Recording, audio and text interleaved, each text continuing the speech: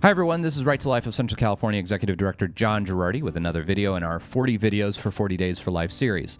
40 Days for Life is the international campaign of prayer and presence outside abortion clinics throughout the country and throughout the world. If you want to learn more about our campaign here in Fresno, get in touch with us by giving us a call at 229-2229, or you can visit us at rtlcc.org. Today, I want to talk about maybe one of the most famous arguments, and in certain ways the most compelling argument, in favor of legalized abortion.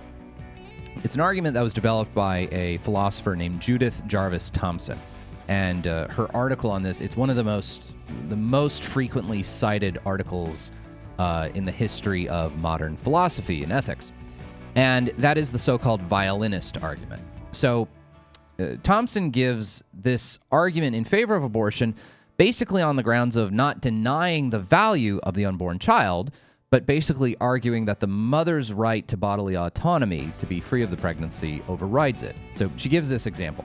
Let's suppose you go to sleep, and when you wake up, you find that you have been attached, your kidneys have been attached to a random man, this man who is a stranger to you. And in Thompson's example, she says he's a world-class violinist. I'm not sure why she pulled up that, but anyway, that's what that was her example. So I'm now attached to, let's say I'm attached to Yo-Yo Ma. I think he's a cellist, not a violinist, but anyway. So I'm attached to Yo-Yo Ma. We're attached at our kidneys.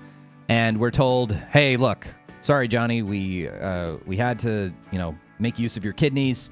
Yo-Yo Ma is dying. He's a really important cellist, one of the greatest musicians in the world. He's in kidney failure. If he's not hooked up to your kidneys, he's going to die. We have to keep him hooked up to your kidneys for 9 months. After 9 months, we can disconnect him. But if you try to disconnect him between now and then, he's going to die. So just stay put, and that's fine. Now, Thompson makes the argument that if I said, well, I don't want to be hooked up to Yo-Yo Ma for the next 9 months, that I would be morally justified in doing that. Basically, the idea would be not that Yo-Yo Ma isn't a valuable member of society, not that he isn't a good guy or that he isn't a human being with value and dignity and worth, but that it's unreasonable to expect me to have my body used by this stranger, Yo-Yo Ma, for the sake of sustenance over the course of 9 months, and that if I decide to withdraw support, life support, effectively, from Yo-Yo Ma, that I would be morally justified in doing so.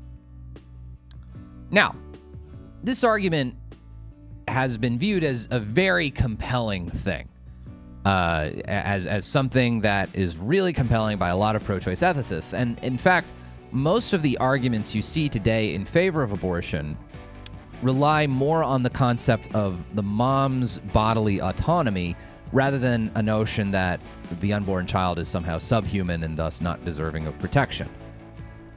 Now, I would argue that the analogy really limps, that the comparison of Yo-Yo Ma hooked up without my consent to my kidneys is very different from the situation of an unborn child. First of all, most pregnancies are not involuntary pregnancies. Pregnancies in the instance of rape, while they do happen, constitute a really tiny minority of all abortions.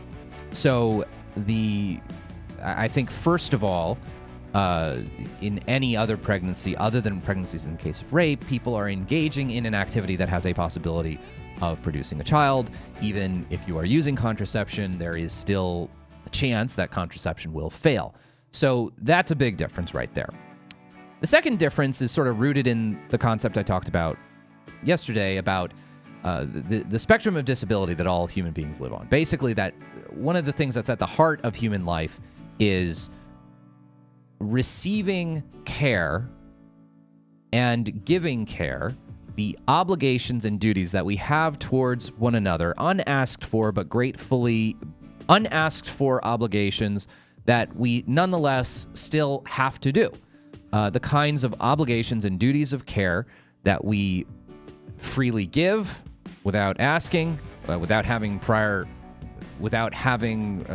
agreed to in advance, and which we gratefully receive.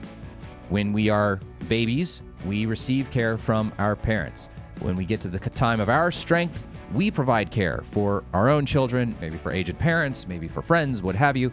And when we get to a time of our own decline, whether through illness or accident or old age or lingering death or imminent death, we gratefully receive care yet again. And this is just part of the human experience. If my parents get, very sick, I am obligated to take care of them. I didn't sign up for that. I don't want them to get sick. I don't want to have to take care of them. But that is my obligation as their child. That's just part of the human existence. And as a result, the comparison of Yo-Yo Ma, this person who's a complete stranger to me, in a sense, certainly there are certain obligations and duties of care and respect that I owe Yo-Yo Ma.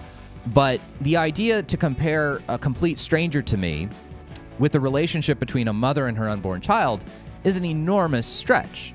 The bonds of care and obligation that exist between a mother and her child are enormously different, miles different from that of a stranger. And basically what you have to do to sustain this argument from a pro-choice perspective is to act as though the unborn child is a complete interloping stranger, someone to whom there is no duty or obligation of care, that nobody could expect even that the mom would have any kinds of duties and obligations of care, that this unborn child, the mother's literal flesh and blood, is as foreign to her as Yo-Yo Ma is to me. And that's a very difficult argument to sustain, I think. I think rather, a better way of framing this would be that the unborn child, that the mother does have duties and obligations of care to the unborn child, that this is a natural duty and obligation of care. It may not have been asked for, but nonetheless, there is a certain baseline duty of respecting that unborn child's life and not actively killing that child.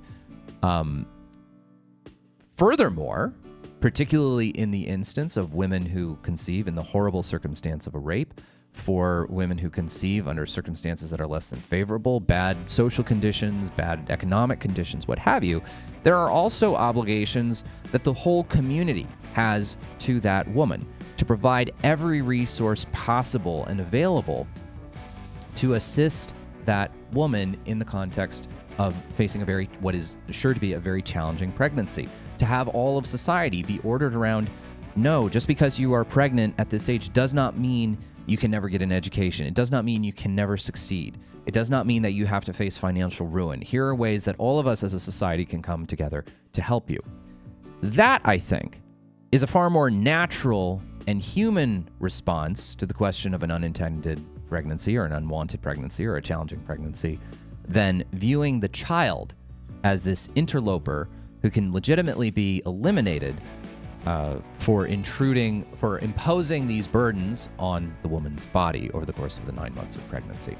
It's kind of an interesting argument, but I think it really fails on its merits and is not really consistent with the reality of human nature. For Right to Life of Central California, I'm John Girardi.